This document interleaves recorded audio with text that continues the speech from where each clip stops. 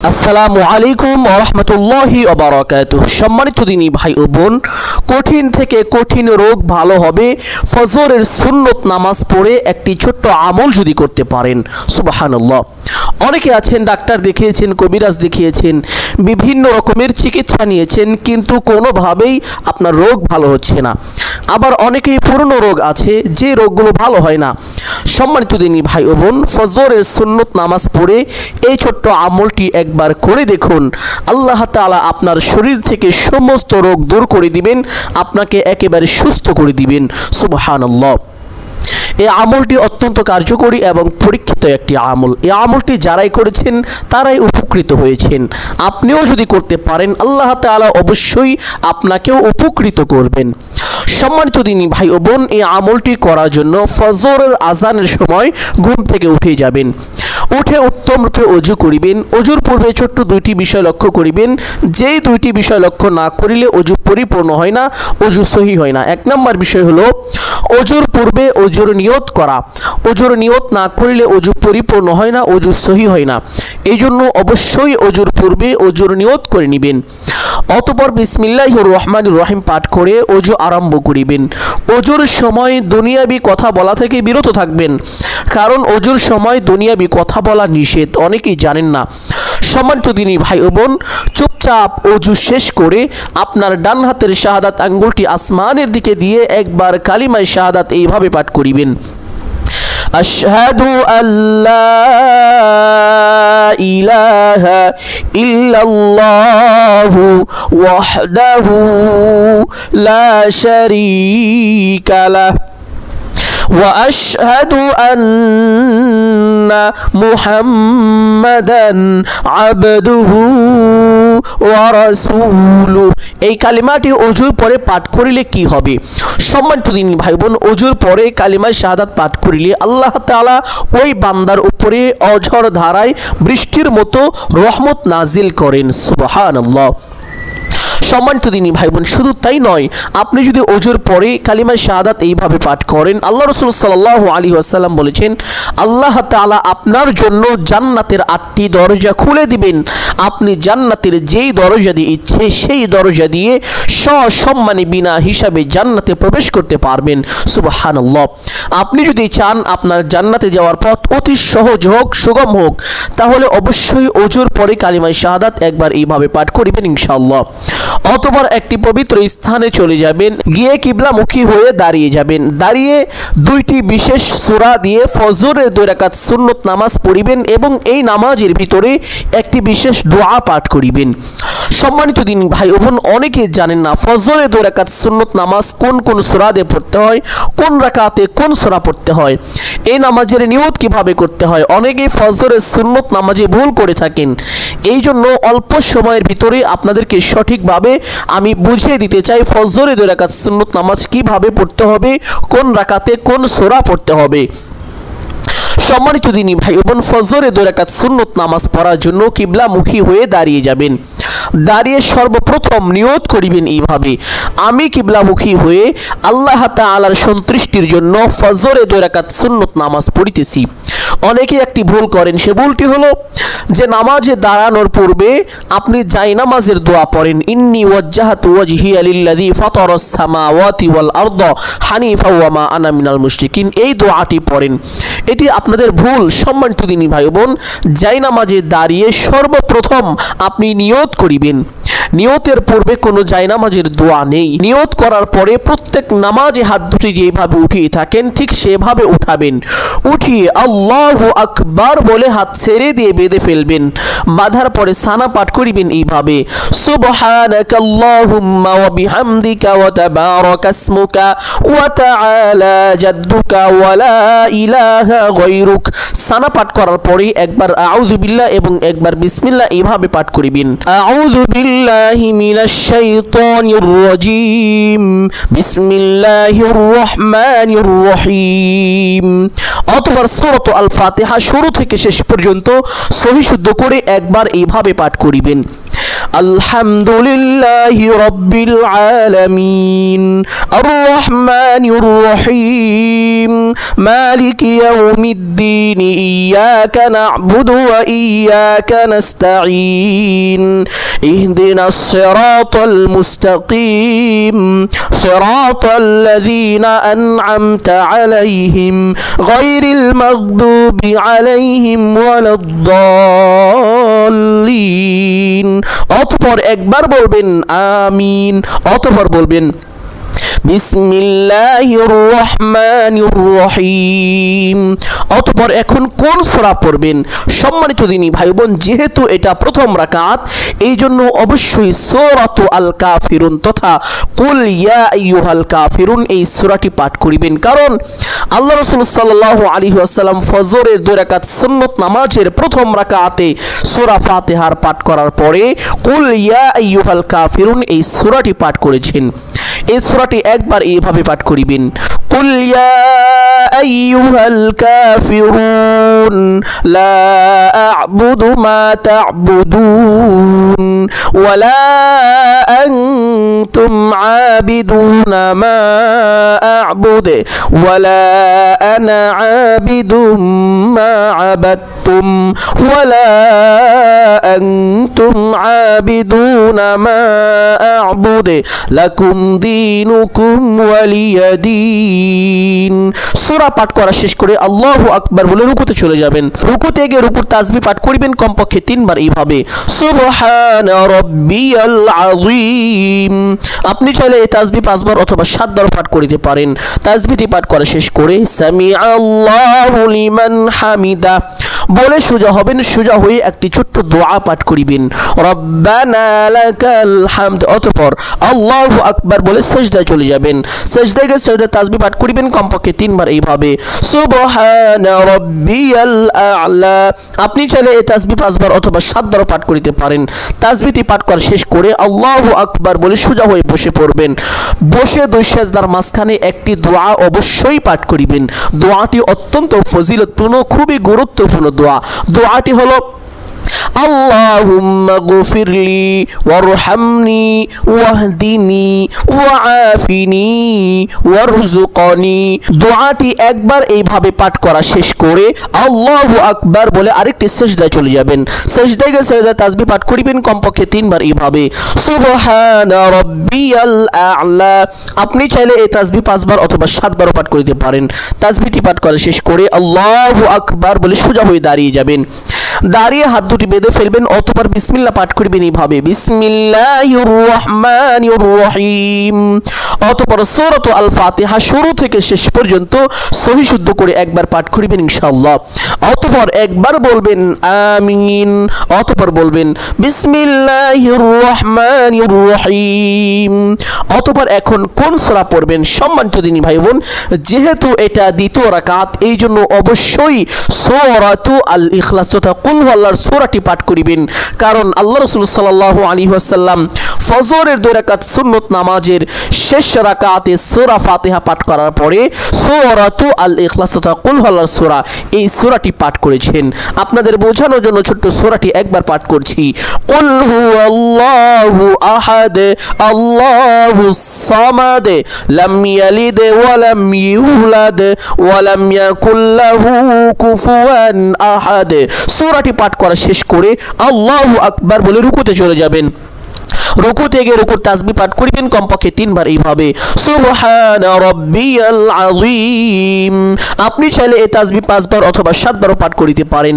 তাসবিহটি পাঠ করা শেষ করে সামিআল্লাহু লিমান হামিদা বলে সোজা হবেন। সোজা হয়ে একটি দোয়া পাঠ করিবেন, রব্বানা লাকাল হামদ। অতঃপর আল্লাহু আকবার বলে সিজদায় চলে যাবেন। সিজদায় গিয়ে সিজদায় তাসবিহ পাঠ করিবেন কমপক্ষে 3 বার এইভাবে, সুবহানা রাব্বিয়াল আ'লা। আপনি চাইলে এই তাসবিহ 5 বার অথবা 7 বার পাঠ করিতে পারেন। তাসবিহটি পাঠ করা শেষ করে আল্লাহু আকবার বলে সোজা হয়ে বসে পড়বেন। বসে দুই সাজদার মাঝখানে সেই দোয়াটি অবশ্যই একবার পাঠ করিবেন।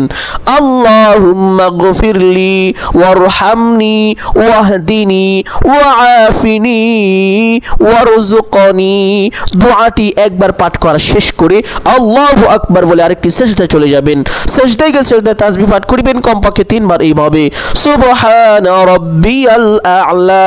আপনি চাইলে এই তাসবিহ 5 বার অথবা 7 বার পাঠ করিতে পারেন। তাসবিহটি পাঠ করা শেষ করে আল্লাহু আকবার বলে সোজা হয়ে বসে পড়বেন। বসে প্রথমে তাশাহুদ সহি শুদ্ধ করে এইভাবে একবার পাঠ করিবেন। আত-তাহিয়াতু লিল্লাহি ওয়াস-সালাওয়াতু ওয়াত-তাইয়্যিবাত।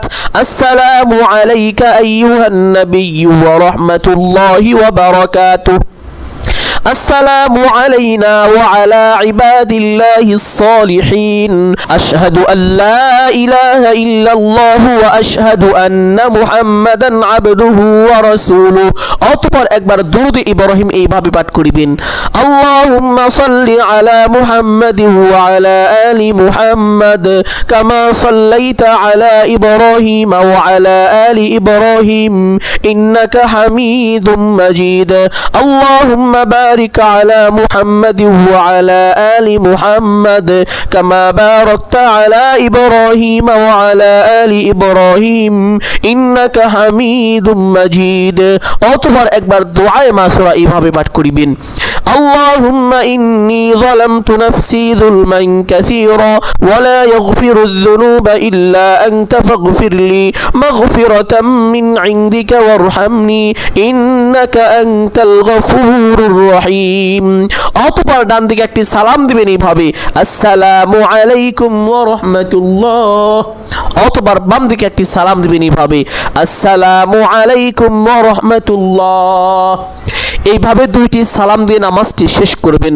ফজরের 2 রাকাত সুন্নত নামাজের ভিতরে যে দুইটি বিশেষ সূরা পাঠ করেছি অবশ্যই সেই দুইটি সূরা পাঠ করিবেন এবং বিশেষ দোয়াটি অবশ্যই পাঠ করিবেন।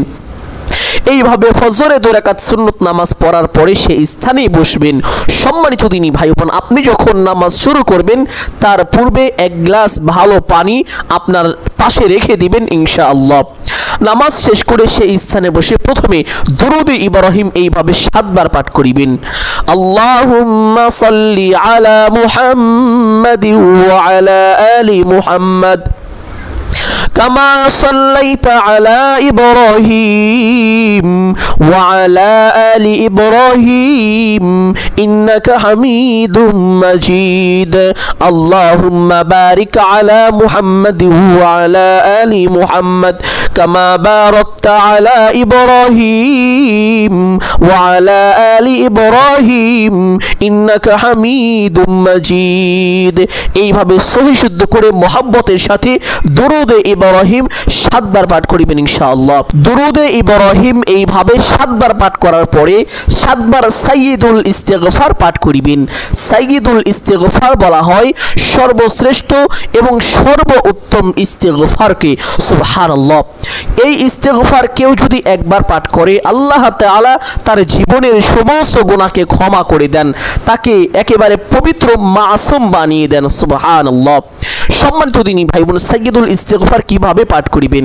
আপনি যখন সাইয়্যিদুল ইস্তিগফার পাঠ করিবেন তখন চক্ষুটা বন্ধ করে আপনি জীবনে যত রকম গুনাহ করেছেন সমস্ত গুনাহের কথা স্মরণ করে আল্লাহ তাআলার দরবারে লজ্জিত ও অনুতপ্ত হয়ে ক্ষমার আশায় আল্লাহ তাআলাকে সন্তুষ্টি করার লক্ষ্যে 7 বার এইভাবে পাঠ করিবেন।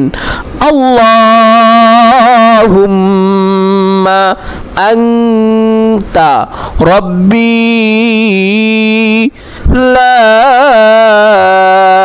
ইলাহা ইল্লা আনতা খলাকতানি ওয়া আনা আবদুকা ওয়া আনা আলা আহদিকা ওয়া ওয়া'দিকা মাস্তাতা'তু আউযু বিকা মিন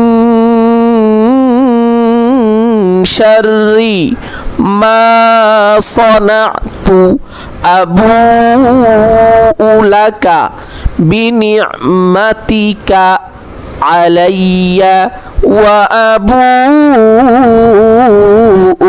বিযামবি ফাগফিরলি ফাইন্নাহু লা ইয়াগফিরুয যুনুবা ইল্লা আনতা। এইভাবে সৈশুদ্ধ করে মহব্বতের সাথে সাইয়্যিদুল ইস্তিগফারটি 7 বার পাঠ করিবেন ইনশাআল্লাহ। 7 বার সাইয়্যিদুল ইস্তিগফার পাঠ করার পরে সূরাতুল আল ফাতিহা সহি শুদ্ধ করে মহব্বতের সাথে 41 বার এইভাবে পাঠ করিবেন। আউযু বিল্লাহি মিনাশ শাইতানির রাজীম। বিসমিল্লাহির রহমানির রহিম। আলহামদুলিল্লাহি রাব্বিল আলামিন। আর রহমানির রহিম। مالك يوم الدين إياك نعبد وإياك نستعين اهدنا الصراط المستقيم صراط الذين أنعمت عليهم غير المغضوب عليهم ولا الضالين। অতঃপর একবার বলবেন আমিন। প্রথমবার যখন সূরা ফাতিহা পাঠ করিবেন তখন আউযু বিল্লাহ এবং বিসমিল্লাহ সহকারে পাঠ করিবেন।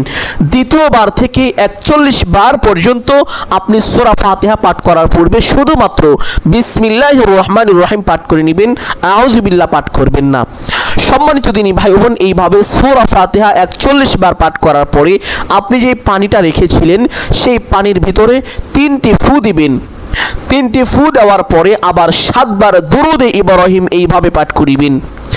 আল্লাহুম্মা সাল্লি আলা মুহাম্মাদিন ওয়া আলা আলি মুহাম্মাদ كما صليت على إبراهيم وعلى آل إبراهيم إنك حميد مجيد اللهم بارك على محمد وعلى آل محمد كما باركت على إبراهيم وعلى آل إبراهيم إنك حميد مجيد।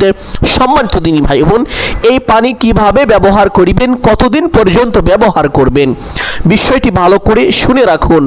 এই পানি ব্যবহার করার সঠিক নিয়ম হলো, আপনি যখন পানি পান করিবেন প্রথমে একটি গ্লাসের মধ্যে কিছু পরিষ্কার পানি নেবেন। নেওয়ার পরে আপনি যে পানিতে ফু দিলেন এই পানি থেকে অল্প কিছু পানি ওই গ্লাসের পানির সাথে মিশ্রণ করে নেবেন। অতঃপর সেই পানি বিসমিল্লাহির রহমানির রহিম বলে পাঠ করিবেন।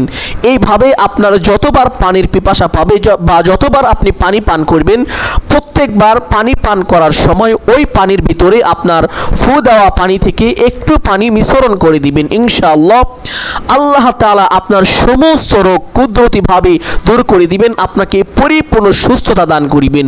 সুবহানাল্লাহ। এই আমলটি অত্যন্ত কার্যকরী এবং পরীক্ষিত একটি আমল। আপনার রোগ যত কঠিন হোক না কেন, যত বড়ই হোক না কেন, তা দূর হয়ে যাবে। অনেক সময় দেখা যায় অনেকের পুরনো রোগ থাকে, ঠান্ডা, কাশি, হাঁপানি, ডায়াবেটিস, এরপরে ক্যান্সার, বিভিন্ন রোগে আক্রান্ত হয়ে থাকেন, যে রোগের কোনো চিকিৎসাই হয় না। সম্মানিত দিনী ভাই বোন, এই রোগের চিকিৎসা হবে এই পবিত্র সূরার কালামের মাধ্যমে। সুবহানাল্লাহ। এই পানি পান করলে আপনার সমস্ত পুরনো রোগ ভালো হয়ে যাবে। অনেক সময় দেখা যায় রোগ ধরা পড়ে না, কি রোগ হচ্ছে তা নির্ণয় করা যায় না। অনুমান করে ওষুধ খাচ্ছেন কিন্তু আপনার রোগ কোনোভাবেই ভালো হচ্ছে না। কিভাবেই ভালো হবে, আপনার কি রোগ হয়েছে তা সঠিকভাবে আপনি জানতেই পারেন না। সম্মানিত দিনী ভাই বোন, আপনার এই অজানা অনির্ণয় রোগও ভালো হয়ে যাবে আপনি যদি এই পবিত্র পানি নিয়মিত পান করতে পারেন। এখন কথা হলো, এই পানি কতদিন পর্যন্ত পান করিবেন? এই পানি 7 দিন পর্যন্ত পান করিবেন। যাদের কোনো রোগ নেই, যাদের শরীর একদম সুস্থ, তারা যদি চায় যে তাদের জীবনে কোনোদিন রোগ হবে না, বড় কোনো রোগ তাদেরকে আক্রান্ত করবে না, তাহলে তারা চাইলে প্রত্যেক বৃহস্পতিবার দিবাগত রাত্রিতে, যেটাকে বলা হয় জুমা আর রাত্র, এই রাতে ফজরের সুন্নত নামাজ পড়ার পরে এই আমলটি করে পানির মধ্যে ফু দিয়ে এই পানি পান করবে 1 সপ্তাহ। অতঃপর আবার যখন বৃহস্পতিবার আসবে, বৃহস্পতিবার দিবাগত রাত্রিতে আবার এইভাবে আমল করে আবার সেই পানিতে ফু দিয়ে আবার 1 সপ্তাহ পান করবে। এইভাবে প্রত্যেক 7 দিন পর পর আপনি যদি এই পানি এইভাবে আমলটি করে ফু দিয়ে পান করতে পারেন, তাহলে জীবনে কোনোদিন আপনি কঠিন রোগে আক্রান্ত হবেন না। আল্লাহ তাআলা প্রত্যেক কঠিন রোগ থেকে আপনাকে নিজ কুদরতি হাতে হেফাজত করিবেন। সুবহানাল্লাহ। সম্মানিত দিনী ভাই বোন, শুধু তাই নয়, এই পানি পান করার ফলে শরীরে প্রচুর পরিমাণ শক্তি বৃদ্ধি হবে। আল্লাহ তাআলা আপনার শরীরে শক্তি দান করিবেন। যাদের রক্ত নষ্ট হয়ে গিয়েছে তারা যদি এই পবিত্র পানি পান করে, আল্লাহ তাআলা তাদের রক্তকে পরিষ্কার করে দিবেন, ভালো করে দিবেন। সুবহানাল্লাহ। সম্মানিত দিনী ভাই বোন, আমি আশা করছি আজকের এই আমলটি আপনাদের জন্য অত্যন্ত গুরুত্বপূর্ণ এবং উপকারী ছিল। অতএব সকলকে বলবো সদকায়ে জারিয়ার উদ্দেশ্যে কমপক্ষে একটি হলেও শেয়ার করে দিবেন। যদি আলোচনাটি ভালো লাগে একটি লাইক করবেন, কমেন্টে আমিন বলে দোয়ায় শরীক থাকবেন। যারা এই চ্যানেলে নতুন দর্শক রয়েছেন চেষ্টা করিবেন চ্যানেলটি সাবস্ক্রাইব করে রাখার জন্য। সকলের জন্য অন্তর থেকে দোয়া করি আল্লাহ তাআলা সকলকে ভালো রাখুন, সুস্থ রাখুন, জানে মালে কামাই রুজিতে প্রচুর পরিমাণ বরকত দান করুন। সকলেই বলি আমিন সুম্মা আমিন। আসসালামু আলাইকুম ওয়া রাহমাতুল্লাহি ওয়া বারাকাতুহু।